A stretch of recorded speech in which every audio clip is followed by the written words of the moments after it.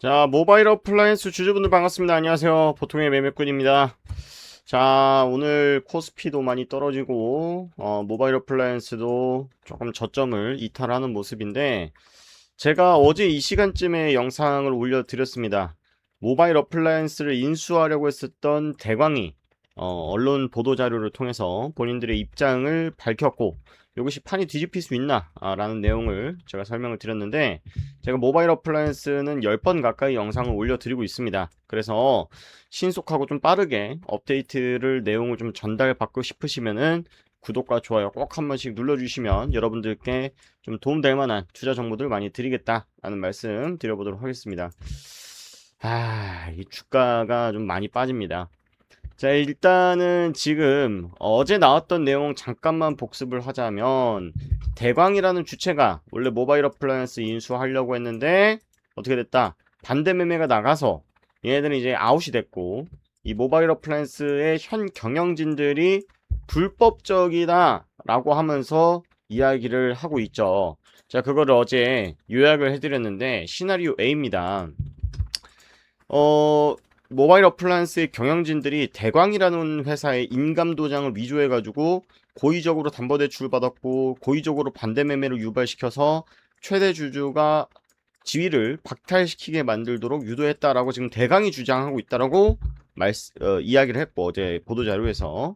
자, 그런데 시나리오 B는 원래는 그런 계획이 없었는데 대광이 담보대출까지 받은 것도 사실이고 본인들이 직접 받은 건데 그러다 보니까 반대 매매가 나가니까 이거 다시 회사 인수를 해야 되는데 돈은 딸리고 그리고 이게 사기적 부정거래 또는 이게 자본시장법 위반 이런 얘기들을 하면서 본인들이 좀 궁지에 몰리니까 피해자 코스프레를 하고 있는 것이 아니냐라는 두 가지 시나리오를 가설을 해봤습니다. 자, 그런데 좀 다른 관점에서 볼 필요도 있다라고 생각을 합니다. 자, 일단은 29일 임시 주총이 열린다라고 합니다. 그래서 소액주주들의 그런 입장들은 다 떠나가지고 지금 현 경영진들과 전 최대주주와의 싸움이 되게 격화되고 있고 이게 지금 핵심 요소다, 지금 핵심 내용이다라는 보도 자료인데 사실 이걸 떠나가지고 제가 그리는 시나리오는 한 가지 뭐냐면요, 요겁니다. 자, 이게 시나리오 C인데 요런 거죠. 자, 대광은 실제로 모바일 어플라이언스를 적극적으로 경영하려고 했다. 자, 이게 이제 기본 전제로 깔려야 될 것 같습니다. 기본 전제가 얘네들은 경영 정상화를 위해서 인수를 했고 우리는 진짜로 모바일 어플라이언스를 통해서 주가도 많이 올리고 뭐 새로운 사업도 하려고 유상증자도 하고 전환사채를 발행을 하려고 했습니다 라는 게 기본 전제, 이게 팩트다 라고 한번 가정을 해보자고요. 자, 그런데 매각하려고 하는 주체, 여러분들 물건을 살 때는요, 예를 들어서 제가 휴대폰을 팔려고 해요. 저는 이걸 100만원에 팔고 싶어 하는데 사는 사람은 50만원에 사겠대. 말이 안 되죠. 그럼 그 사이에 절충안이라는 게 있겠죠. 알겠어, 90만원 안 돼? 알아서 80만원 80만원 오케이, 80만원 딜 해가지고 거래라는 게 성사가 된다라는 거죠. 자, 그럼 매각 주체, 매각을 하려고 한 사람이 누구였냐? 이재신 창업주 최대 주주이자 대표이사였어요. 자, 이분이 이제 매각을 하려고 했던 거죠. 왜 매각을 하냐? 엑시시 목적이죠. 나 이제 힘들어, 은퇴할래, 또는 뭐 사업 유지가 어렵다, 사업 경영이 너무 어렵다, 이런 여러 가지 이유가 있을 것 같아요. 그분의 제가 속내까지는 모르겠지만. 자, 그런데 아무리 힘들고 유지가 어렵다고 하더라도 본인이 창업하셨고 우리가 지금은 이 상태가 됐지만 나름 코스닥 상장사입니다. 여러분들 지금 뭐 동전주라 그래가지고 이 회사 규모가 진짜 작은 게 아니에요. 막 구멍가게 수준은 아니다라는 겁니다. 얘네들이 그래도 연애 매출액 500억씩은 하던 회사였잖아요. 자, 그러면 뭐가 있겠어요? 그래도 나도 한때는 말이지 라는 게 있을 수밖에 없다는 거예요. 자, 그러면서 뭘 요구할 수 있냐면 요구사항이 생길 수가 있다. 어떤 요구사항들이 생길 수가 있어? 은퇴자금, 목적의 무언가, 그 다음에 남은 경영진들에 대한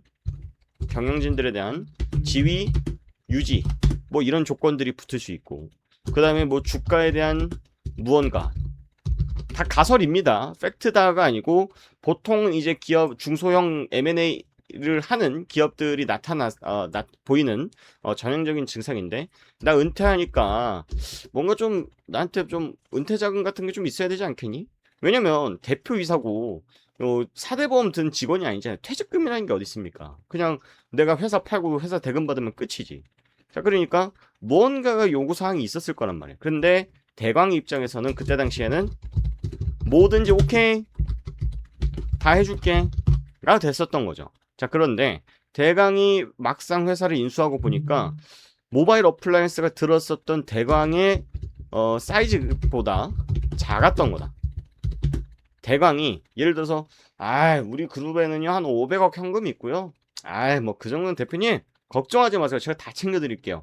하고 인수를 했는데 딱 도장 찍고 나니까 이건 좀 어려울 것 같은데요. 뭐 예를 들어서 경영진 지위 불가. 주가 뭐 이거는 뭐 제가 알아서 할게요. 대표님은 빠지시죠 하고 X.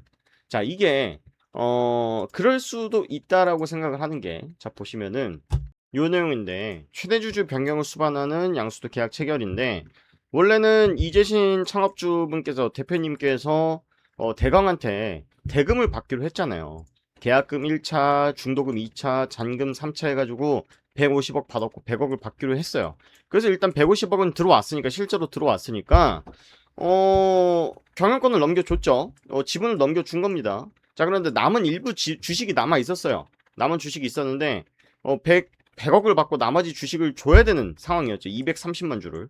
그런데 막상 얘네들이 최대 주주로 와서 보니까 얘네들이 얘기했었던 이 대광의 그룹이 갖고 있었던 자본력이라던가 그 다음에 얘네들이 그리고 있는 그런 스토리가 이재신 대표님이 들었을 때 조건과 많이 다르게 된 거라는 거죠. 예를 들어서 우리가 회사에 입사하기로 했는데 연봉 8천 드릴게요 라고 계약을 찍었어요. 자, 그런데 계약서 딱 도장 찍고 나니까 사실은 원래는 8천을 줘야 되는데 우리가 너는 이쪽에서는 잘 모르는 부분이니까 우리가 한 반년 동안은 6천만 원만 줄 거야. 이런 식의 계약이 됐을 가능성도 있다라는 거죠. 자, 그런데 대광 측도 마찬가지고 모바일 어플라이언스의 경영진들도 마찬가지고 그런 상황에서 여러분들 어찌 보면은 제가 지금 그리고 있는 시나리오가 아주 흔하게 일어나는 일들이지만 이게 법적으로는 조금 둘 다 조금 문제가 생길 수 있는 그런 쪽의 방향에 무언가도 있겠죠. 그러니까 이거를 최대한 본인들이 덜 다치는 방식으로 형사 고소도 하고 민사 소송도 걸고 하는 식으로 우리가 표현으로 봤을 땐 경영권 분쟁이 있었구나. 피해자였구나. 반대 매매가 나왔구나. 대출이 있었구나. 딱 그 정도만 보이는 것이지. 실제 내부에서는 그런 싸움들이 이루어지고 있을 가능성이 있다라는 거예요. 자, 그래서 지금 문제가 뭐냐면 상황이 더 악화가 되고 있어요. 주가는 왜 빠질까? 자, 주가는 왜 빠질 것 같아요, 여러분들? 이 회사를 인수하려고 했었던 대광이 회사를 인수를 하면서 우리가 뭐 주가에 무언가 이벤트를 좀 만들어 볼게요 라고 하면서 우주 사업을 하니 많이 뭐 그런 얘기를 했었잖아요. 그죠? 자, 그런데 얘네들이 뭐 중소형 작전주 M&A라는 무자본 M&A가 사실이라면 얘네들은 진짜 시장에다가 찌라시 탁 뿌려가지고 주가를 펌핑시키는 그런 일들을 하는 애들이었을 거란 말이죠. 자, 그런데 그러면은 외부에서 우리가 공시를 통해서 확인할 수 있는 지분들뿐만 아니라 우호 세력들이 주식을 많이 사놨었겠죠. 이런 구간에서 주식을 이미 많이 사놨을 거란 말이에요.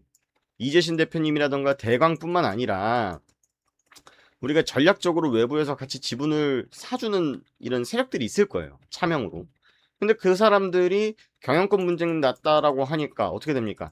야, 얘네 이거 판 길어지겠는데? 야, 일단 우리도 최대한 손해를 막기 위해서 나가자 하고 점점 더 밖에 사람들이 나가고 있고, 근데 중요한 거는 이 사람들이 손해를 본 것들에 대한 책임을 누구한테 물겠느냐? 대광한테 묻겠죠. 그죠? 그래서 대광은 우리가 문제가 아니라 이재신 대표님 밑에 있는 정복희 대표이사랑 그의 가족들 또는 임원진들이 사기를 쳐서 내가 이렇게 된 거예요 라고 지금 대광은 주장을 하고 있다. 자, 그래서 이거는 진짜 싸움이 오래 갈 수가 있습니다. 제가 어제도 말씀을 드렸던 것처럼 예를 들어서 뭐 우리가 5년 기다려서 주가가 올라옵니다라는 그런 보장만 있다라고 한다면 사실은 뭐 어쩌겠습니까? 기업은 결국 가치에 회귀하게 돼 있습니다라는 말씀이라도 드릴 텐데 사실은 그런 상황은 아니다. 그런 상황은 아니고, 만약에 운이 좋게 이제 거래가 재개가 된다고 하더라도 주가가 회복하지 못하는 경우도 정말 많고, 또는 정말로 이제 법적으로 좀 문제가 됐다라고 하는 경우에 3년 동안 거래 정지인 경우도 있었다. 제가 그런 말씀 드렸죠. 그래서 실패한 케이스가 셀피 글로벌이라는 회사가 23년도, 22년도, 23년도에 거래 정지돼서 아직까지 거래 정지 중이고, 그죠? 그 다음에 그나마 잘 된 케이스가 누구라 그랬어? 미디어젠이라는 기업이 1년 동안 거래 정지가 됐는데, 거래 정지가 되기 전에도 27,000원짜리 주가가 만원까지 떨어졌고, 만원짜리 주가가 지금 3,600원까지 갔더라.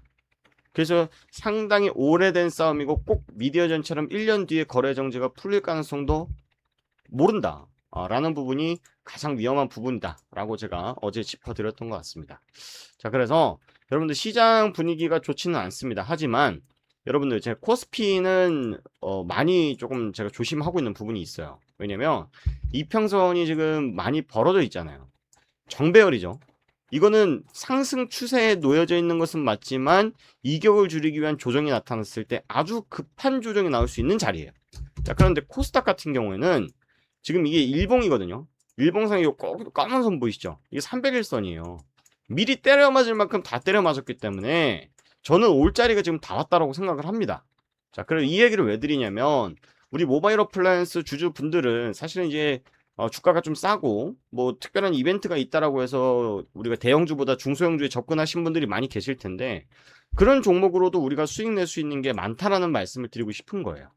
우리가 매매했었던 종목들 보면 꼭 삼성전자, SK하이닉스 아니더라도 100%, 50% 이렇게 수익 낸 종목들 정말 많거든요. 그죠? 그래서 이런 종목들도 있으니까 여러분들 꼭 이거에다가 내가 승부를 봐야 되겠다. 평생을 내가 네가 이기나 내가 이기나 하고 버텨서 되는 것은 아니니까 여러분들 좀 자문이 필요하시면 제가 도움을 드릴 테니까 여기 종목 진단 문의 누르시면 핸드폰으로 보셔야 돼요. 이걸 누르시면 뭐가 나오냐면 문자 메시지가 뜹니다. 제 핸드폰으로 문자 메시지가 뜨는데 여러분들 매입 단가 적어서 보내주시면 제가 어떻게 대응해야 되는지 전략들을 좀 알려드릴 테니까 냉정하게 말씀을 드립니다. 저는 여러분들이 좋아하는 말씀을 드리는 게 아니라 현실적으로 저도 투자자니까 여러분들께서 조금 버텨도 되겠다, 또 사도 되겠다, 여기서 사면은 빠져나올 수 있겠다, 이거는 안 되겠다, 이런 전략들을 여러분들께 도움이 될 만한, 여러분들께 진짜 피와 되고 살이 될 만한 내용들만 좀 알려드릴 테니까 링크 누르셔서 이렇게 문자로 남겨주시면 여러분들께 도움될 만한 자료 드리겠다 라는 말씀 드리고 오늘 영상 마쳐보도록 하겠습니다. 고맙습니다.